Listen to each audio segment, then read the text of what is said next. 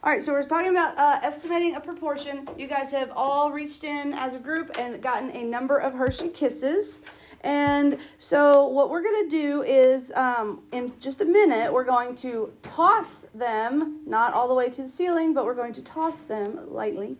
And we're going to see about the proportion that land flat. Do you guys think that a Hershey Kiss, when you throw it up in the air, that it would land flat, or that it would land like up on the side, or kind of tipped over? What do you think would happen, generally speaking? You think it would land flat because of the weight of the bottom pulling it down and landing flat. So that's kind of what we're doing. So here's what I need you guys to do. You all have a little bit of a different number. So what I want you to do is change your random sample number. On here it says 50 right here. Change that to the number that your group has. Change that to the number that your particular group has. So Isabelle's group, what number did y'all have so that I can... 37? All right. So they had 37. That's their group. Each group should have a different number probably. Does anyone else have around 35, 36? Okay, cool. How many did y'all get there in the middle? Big hands? 55. Okay, cool. All right. So now what you're going to do is you're going to toss 37. Okay, so everybody in the group can kind of grab a few. And what you're going to do is just kind of toss them into the air a little bit. You might want to make sure your desks are all really close together. There's no spaces in between. And just everybody in the group just kind of grab the kisses and just kind of toss them up and then let them fall onto your desks. Just kind of, as a big group, just throw them up and let them fall. And now, once you have taken all of the kisses and thrown them up and let them fall, you're going to calculate how many land flat.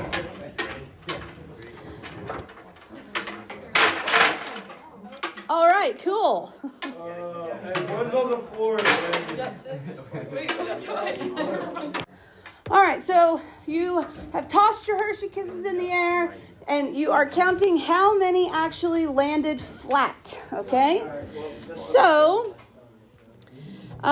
Isabelle's group, since I have your data written on the board here for Isabelle, how many of y'all's 37 Hershey Kisses landed flat? 9.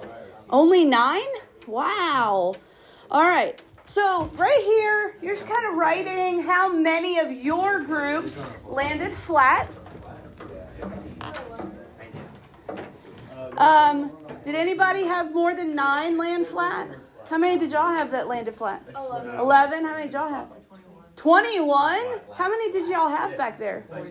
Wow, you had almost half of y'all's land flat. Wow, that's interesting. All right, so let me give you guys a little bit of notation real quick. P hat. That's what this little dude right here is. P hat. P hat is a sample proportion, okay? P hat is the notation for a sample proportion. And so if you just have P, that's just the notation for a population proportion. That's what we're trying to estimate here. Now, your point estimate for the proportion, your sample proportion is your point estimate. Remember last week we were doing confidence intervals. P hat would be our middle, our point estimate of the interval that we're about to create here. So P hat for this front group right here would be 9 fell flat out of their 37. Okay, so everybody's group is going to have a slightly different P hat. This group has 9 out of 37. Yours would be 11 out of however many you had. Y'all's would be 20-something out of 40-something in the back. This is your P hat. What I want you guys to do is go ahead and turn that into a decimal. Okay? Go ahead and turn that into a decimal. So just divide that, and then that'll give you your sample proportion, your P hat that is estimating the true proportion of Hershey Kisses that would fall flat if they were thrown up. All right? So, what do you guys get when you divide these? What is it? 0.24. Okay, so what that means is for this group up here, they have a 24% guess that if we throw Hershey Kisses in the air, 24% will fall flat. What did you guys get over there? 0.2. Okay, so only 2.3% of y'all's. Wow. In the back, y'all are close to 50, right? 0.49. Okay, good. Awesome. That is going to be our point estimate, all right? So every group now has their point estimate. That is your sample data. That is your estimate for the true amount that would fall flat in a full population of all Hershey Kisses. So here we go. We can define all of our vocabulary words. There we go. Good. Golly. Population. The population is all Hershey Kisses.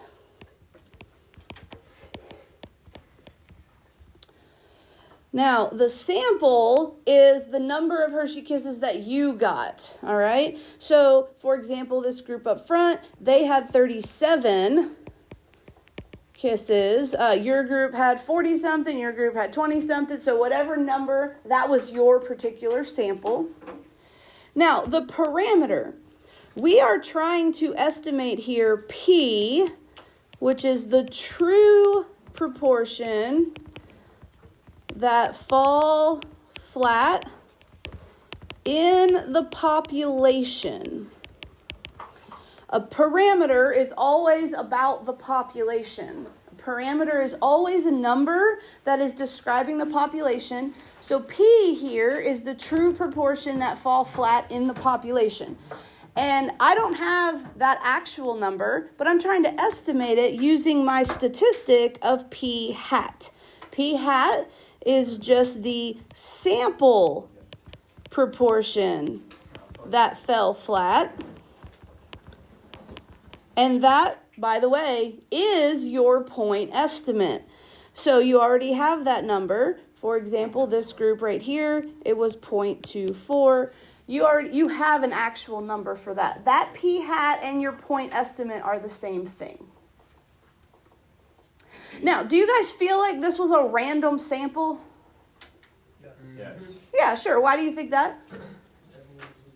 Yeah, everybody got to reach in and kind of grab, a sample out of the big bowl. Okay, so this was definitely a random sample. Now, why is that important? Why is it important that you got a random sample? Why not look in the bowl and kind of select the ones you wanted? Very good. Random sampling reduces bias. Random sampling reduces bias. Random sampling reduces bias. And so anytime we're taking a sample of anything, we want to reduce bias in any way that we can. Okay, so here's what we have. We have an estimate for the true proportion of all Hershey Kisses that should fall flat when they are thrown up in the air. Everybody's was very different, right? We had 24%, almost 50%, only 2%. Everybody's was very different. Do you think that any one of you had an exact amount that would be the true proportion of all Hershey Kisses that would fall flat? No. Probably not. Why is that? Why is there so many different guesses all around the classroom? It's random. Because it's random, and there's that thing called sampling variability. Very good. There's sampling variability. All of you had different size hands, so you were picking up different numbers and things like that. Maybe even in the bowl, the heavier ones went down to the bottom. Maybe that was a problem, okay? So things like that. So what we need to do to take care of that sampling variability is to create an interval like we were doing last week. And so we need to get a margin of error. So what we're going to do is we're going to actually talk about how does that margin of error get calculated. So here it is. We can use a normal distribution to model a sampling distribution of p hat if the number of successes found by multiplying our sample size times the sample proportion and our number of failures found by multiplying the sample size times the complement of the sample proportion. So that's going to be n times 1 minus p hat. Both of those have to be greater than 10. This is called the large count condition. Xander, are you with me? Royce, are you with me? So the large count condition, that tells us that our number of successes and failures in our sample are approximately normal. So would it be appropriate to use a normal distribution in our sampling distribution of p hat in what we just did? So here's what you're going to need to do, you guys. You're going to need to take your sample size, so that's the number that you actually got out of the bucket, and you're going to want to multiply that times your sample proportion of p hat. You're going to want to find out what that is. Here's an example. This group in the front, they selected 37, and only 9 of theirs out of 37 landed flat. And so their number of successes was 9, okay? This is their number of successes, was 9. So, in their particular situation, they did not get a number of successes bigger than 10. So they would have to actually take another sample that was a little bit bigger and do it again, do a new count to make sure that this is bigger than 10. So some of you, maybe your number of successes was just fine. This is basically the number that fell on its flat, that fell on its bottom. That's basically what this number is. You're needing this number to be bigger than 10, okay? So greater than or equal to 10. This one was a little bit of a problem. That's okay though. We're just gonna go with it for now. We also need to make sure that the complement of this is bigger than 10. So for this group here, they had 37 that were in their sample. And then if we subtract 1 minus 9 over 37, that's going to give us how many did not fall flat in their particular sample. And so that would be 28 out of 37. And so 28 for them were failures. Again, yours might be slightly different because your samples are different. But again, you're basically looking here, how many of our sample succeeded and did what we thought it was going to do, fall flat on its bottom, and how many failed and did not. Now, does anyone have that both of these numbers were greater than 10? Anybody have both of these numbers greater than 10? Okay, so back there you guys did, because you were about 50-50. Over here, I'm guessing y'all's one of them was not greater than 10? Yeah, okay, good. How about over here? Were y'all's both greater than 10? Your number of successes that fell flat and the number that did not? Y'all's were? How about back there? Your success was exactly 10? Okay, that would be fine if it's exactly 10. That's perfect. What about you guys? How many did y'all have that fell flat? 19 out of how many? Okay, so 19 is bigger than 10, and then the number that failed would also have been bigger than 10. So y'all's is fine. So for the purposes of just not having to worry about it and do another sample, we're going to go ahead and say that these are all good. Yes, I understand 9 and however many y'all had is not bigger than 10. But we're just going to go ahead and say, we're going to go ahead and use a normal distribution. Okay?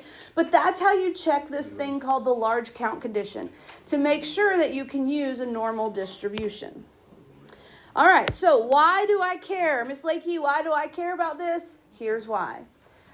We need to find the standard deviation of the distribution that would be created if we did this experiment over and over and over again.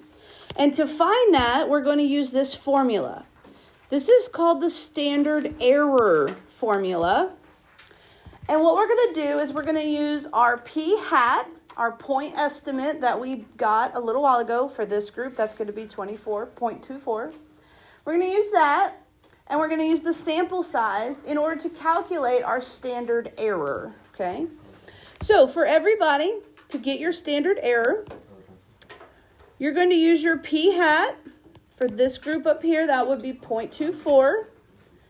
For your group back there, it's the one that's almost 50. For y'all, it's the 0.02 whatever. So whatever your p-hat was, your point estimate, you need to take the square root of that point estimate times 1 minus that point estimate divided by your sample size. Again, this front group, Isabelle's group, their sample size was 37. Everybody's going to get a different p-hat. Everybody's going to get a different p-hat, a different sample size, and a slightly different standard deviation here. Okay? Now, you're going to probably want to plug this in a calculator because I don't know anybody that can do this in their head. So you're going to take your p-hat, 0.24 or 0.02 whatever, or 0.49 back there, and multiply by the complement of that, 1 minus that. Then divide by your sample size, your particular sample size, and then take the square root of that number. Okay? This is going to be your standard deviation of the sampling distribution, also known as your standard error. This is also known as your standard error. Okay. All right. When you calculated this group in the front, what did y'all get for your standard error? I think it's going to be nice and hard. Nothing worked. This is nice and hard. Did y'all get it? What did y'all get?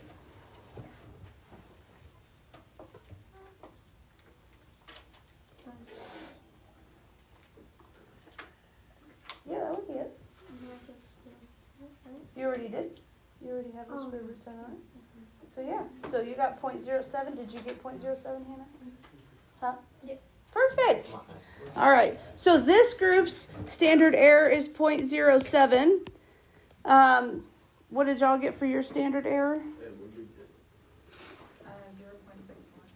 0.61. 0.61. Okay, back there, what'd y'all get? 0.076. Okay, perfect. What'd y'all get? 0.07. What'd y'all get? Okay. 0.07. Okay, what'd y'all get over here? Juliet, what'd you get? Wait. Huh? 0.09. 0.09. So, okay, what'd y'all get in the middle? 0.073. Okay. What did y'all get again? I'm redoing it. We I got got 0.061. There you go. Everybody should be 0.0 something. It should be 0.0 something. That's our standard error should be a little bit of a small number. So everyone should have 0.0 something. Okay. So that's our standard error. That tells us what our standard deviation is for this distribution that we have created when we have sampled Hershey Kisses. Okay. Now, here's what we're going to do. We need to remember way back in chapter 2. Do you guys remember the empirical rule at all? So the empirical rule was that rule that told us how many standard deviations we had to go in order to have a certain percentage. It was also known by a number. It was the 68, 95, 99.7 rule. Do you remember that? 68, 95, 99.7 rule. What that tells us is that if I go one standard deviation from the middle, I will get 68% of the data. If I go 2 standard deviations from the middle, I will get 95% of the data. So we have 68% of our data. If we go 2 standard deviations, we have 95% of our data. And if we went 3 standard deviations, we have 99.7% of our data. So what we're looking at here is 95% of data is within 2 standard deviations of the mean. Okay, 95% of the data is within 2 standard deviations of the mean. Now, that number would be called our critical value, our Z-star critical value for 95%. Now, I do have to tell you guys a little bit of a secret, Xander. I got a little bit of a secret. It's not exactly 2. It's exactly 1.96. So it's really close to 2, but it's exactly 1.96. If I want to get 2 standard deviations worth of data, I need to go to 1.96 standard deviations from the middle. Okay? All right, we're going to put this all together now. Here's how it works. We're going to calculate a value that is 2 times our standard error. So what you're going to do is you're going to do 2 times whatever your standard error was from number 5. So 0.07, 0.06, 0.09, 0.02, whatever your standard error was. Multiply that by 2. And ladies and gentlemen, that is the margin of error for your confidence interval. So what is 2 times 0.07? 0.14, perfect. All of you are going to have a slightly different number here. You might have 0.36, or whatever. You might have all kinds of different numbers. Cool. Is it 0.14 or 0.014? 0.14. Yeah. Are you sure? You sure about that? Okay. Cool. All right. Here's how the actual confidence interval gets created. You're going to put your point estimate, your p-hat from number 1, the very beginning of this. You're going to put that in the middle of the interval. So that's going to be your point estimate. So for this group, it would be 0.24. Is that right? And then you're going to add your margin of error of 0.14 or whatever yours is. And then you're going to subtract your margin of error of 0.14 or whatever it might be. That's going to give you your confidence interval. So for this particular group, theirs would be 0.1 to 0.38. Okay, so there's their confidence interval, 0.1 to 0.38. Everybody's going to have a slightly different one because your point estimate that's in the middle is going to be slightly different. Your margin of error is going to be slightly different. Okay, so everybody's going to be slightly different. Okay, but you should get an interval of possible true proportion that would land flat when we toss Hershey Kisses. And now we're going to interpret this. We are 95% confident that the interval from 0.1, now yours is going to be different, your low number is different, 0.1 to 0.38, okay, your high number is going to be different, but the rest of the sentence is exactly the same. We are 95% confident that the interval from this to this captures the true proportion of Hershey Kisses that would land flat. We are 95% confident that the interval from 0.1 to 0.38 captures the true proportion of Hershey's Kisses that would land flat. Now, that's just one group's interval. 0.1 to 0.38. Okay? What was y'all's interval back here? Austin and... Oh, excuse me. What was y'all's group? What was y'all's?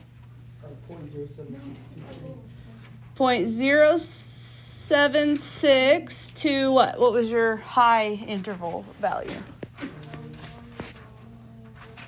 It's 0.33 and 0.65. Okay, 0.33 to 0.65.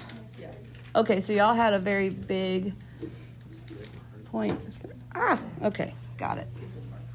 That's a terrible marker, my goodness. And an even worse eraser. 0.33. Okay, 0.33 to 0.66. Okay, what was y'all's, AJ and Nate? 0.15 to 0.43? 0.43. What was y'all's in the middle here? What was y'all's interval? You don't know? What about over there? 0.11 to 0.35. Now, what about way over there? What was y'all's interval? 0.3 to 0.56. Okay, so look, guys. Even though everybody had a slightly different beginning estimate, when we look at our margin of error, we kind of are all in a pretty similar spot. Now, will some of you capture the true value of Hershey Kisses that would fall flat? Yeah, but will some of you possibly miss the true value? Yeah, that's why we're 95% sure, not 100% sure. Okay, what'd you get? 0.17 to 0.54. Okay, so if I were to look at this and try to make a true actual guess of what proportion of Hershey Kisses will actually fall flat, based on our class data and intervals that we've created, what would you guess it would be close to? 30. Probably close to around 30, okay? Because of all of the ones that we have here, okay? Very good. Do you guys have any questions about that? That's how an entire interval is created. Last week, we just really focused on how to interpret them and the parts of them. This is how they are actually created, okay? So the next couple of pages are just the notes that I basically just took what we went over and put it here on the notes. So again, our large count condition is here. These are the Z-star critical values for the most common confidence levels. 90%, there's our Z-star. 95, which is what we just used, is 1.96, and so on and so forth. Okay? And then our standard error formula. And then here is our confidence interval formula. We have our point estimate, plus or minus, whatever the Z-star critical value is based on your confidence level, times your standard error. Okay? That is how you create an entire interval. Okay? All right, cool. So tomorrow, what you guys are going to do is you will do the practice problem that's on the back, and then you will be able to work on your sapling. Okay? Cool? Cool. And one last thing here. So this P hat is your point estimate, also known as your sample proportion.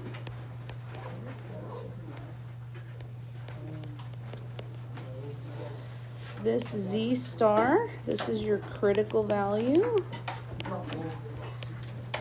And that is based on your confidence level.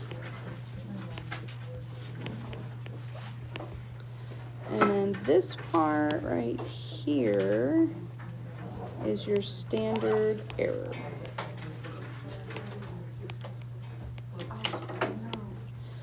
When you multiply these two things together, that's when you get the margin of error. Okay?